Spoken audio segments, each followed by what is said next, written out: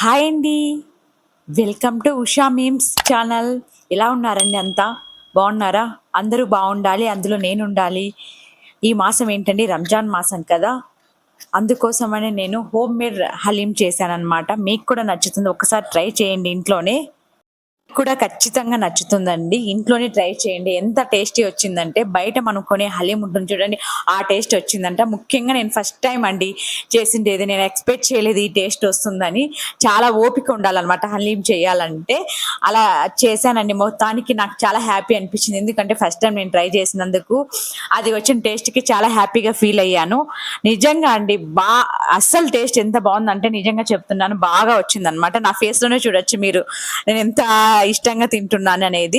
దీని ప్రాసెస్ ఏంటి అనేది మనం వీడియోలో చూసేద్దామనమాట. దీనికి కావాల్సిన ఇంగ్రీడియెంట్స్ ఏమేమి వేయాలి, ఏమేమి తీసుకోవాలి అనేది మనం ఈ వీడియోలో చూసేద్దామండి. ముఖ్యంగా ఫస్ట్ చికెన్ తర్వాత ఈ గోధుమ రవ్వ, బాస్మతి రైస్, కంది బ్యాళ్ళు, మైసూర్ బ్యాళ్ళు, ఉద్ది బ్యాళ్ళు, పెసర బ్యాళ్ళు, జీడిపప్పు, బాదం పప్పు అండి. ఇవన్నీ తీసుకొని నానబెట్టుకోవాలండి. ఒక 2-3 అవర్స్ నానబెట్టుకోవాలండి. నానబెట్టుకున్న తర్వాత ఇంకొక పక్క ఫ్రైడ్ ఆనియన్స్‌కి రెడీ చేసుకోవాలి. ఫ్రైడ్ ఆనియన్స్ కూడా అయిపోయిన తర్వాత మనం నానబెట్టుకున్న పప్పు దినుసులను ఒక 4 విజిల్స్ వచ్చేంత వరకు ఉడకబెట్టుకోవాలన్నమాట. అవి కూడా ఉడికిన తర్వాత ఇంకొక పక్క మనం చికెన్‌కి ప్రిపరేషన్ అండి. కడిగి పెట్టుకున్న చికెన్‌కి కావాల్సినవి ఫ్రైడ్ ఆనియన్స్, అల్లం పేస్టు, ఇంకా అలాగే ఈ స్పైసెస్ అండి. బిర్యానీ ఆకు, యాలక్కలు, చెక్క, లవంగ, సాజీరా, మసాలా పొడులు వచ్చి మిరప్పొడి, కొంచెం పసుపు, ఉప్పు, అలాగే గరం మసాలా, మిరియాల పొడి అండి. ఇవన్నీ తీసి పక్కన పెట్టుకోవాలి. ఒక కుక్కర్ తీసుకొని దాంట్లోకి నెయ్యి యాడ్ చేసుకోవాలండి. అది ఇంట్లో చేసిన నెయ్యి అనమాట. అందుకు కలర్ అలా డిఫరెంట్గా ఉందండి.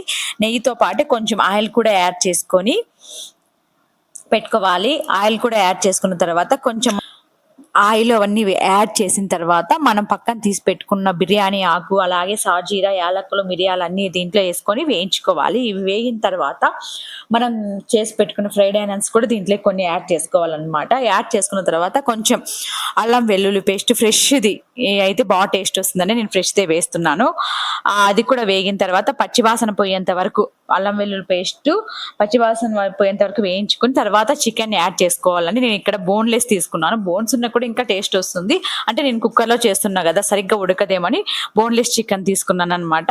ఇది కూడా బాగా అడుగంటకుండా కొంచెం మీడియం ఫ్లేమ్లో బాగా వేయించుకోవాలండి. వేయించుకున్నాక చికెన్ వేగుతున్నట్టుగానే మనము కుక్కర్లో పెట్టుకున్నాం కదండి పప్పు దినుసుల్ని బాగా పేస్ట్ చేసుకోవాలన్నమాట. నేను పప్పు గిద్దెతోనే రుద్దుకుంటున్నానండి. కావాలంటే మీరు మిక్సీకి వేసుకోవచ్చు అనమాట. పేస్ట్ లాగా బాగా అవుతుంది అనమాట. నేను ఎందుకని చెప్పి ఇలాగే రుద్దుకుంటున్నానండి. ఇంకొక పక్క చికెన్కి వేయించుకుంటున్నాను కదా, ఆ చికెన్లోకి కొంచెం చికెన్ పచ్చివాసన పోయేంత వరకు వేయించుకుని తర్వాత మనం మిరియాల పొడి కొంచెం అన్ని పక్కన తీసి పెట్టుకున్నాం కదండి, మిరప్పొడి, ఉప్పు, గరం మసాలా అవన్నీ వేసి వేయించుకోవాలండి. ఇది కూడా కొంచెం ఒక 2 మినిట్స్ బాగా వేగిన తర్వాత ఆ మసాలాల్లో కూడా చికెన్ వేగిన తర్వాత చికెన్ మునిగేంత వరకు వాటర్ పోసుకోవాలండి. వాటర్ పోసుకొని ఒక 5 విజిల్స్ వచ్చేంత వరకు చికెన్ని ఉడికించుకోవాలి కుక్కర్లో కాకుండా మనం కట్టెల పొయ్యి మీద చేస్తే గన సూపర్ టేస్ట్ వస్తుందండి.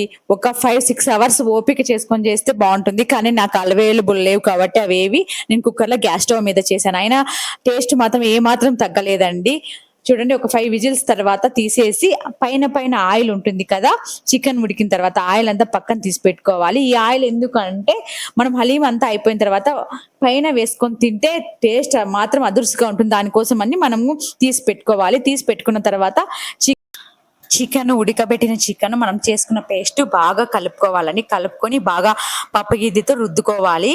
చాలా పేషెన్స్ ఉండాలండి ఈ రుద్దాలంటే. చాలా ఒక హాఫ్ అన్ అవర్ పైన బాగా రుద్దుకోవాలండి. చూడండి, నేను ఇలా రుద్దుతుంటే జిగురుగా వస్తుంది అనమాట. అలా జిగురుగా వస్తేనే హలీం రెడీ అయిందని మనకు అప్పుడే అనిపిస్తుంది అనమాట, బాగా రెడీ అయిందని.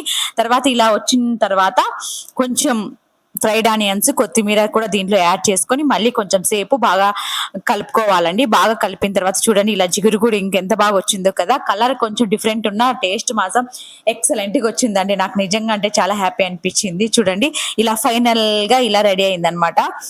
దీని మీద మనం ఫ్రైడ్ ఆనియన్స్ అలాగే కొత్తిమీర పక్కన తీసి పెట్టుకున్నాం కదండి, చికెన్ ఉడికినప్పుడు అలా ఆ రసం కూడా దీని మీద యాడ్ చేసుకొని తింటే ఉందండి నిజంగా సూపర్ టేస్ట్. మీరు కూడా ఒకసారి ట్రై చేసి ఎలా ఉందో కామెంట్ రూపంలో తెలియజేయండి ప్లీజ్.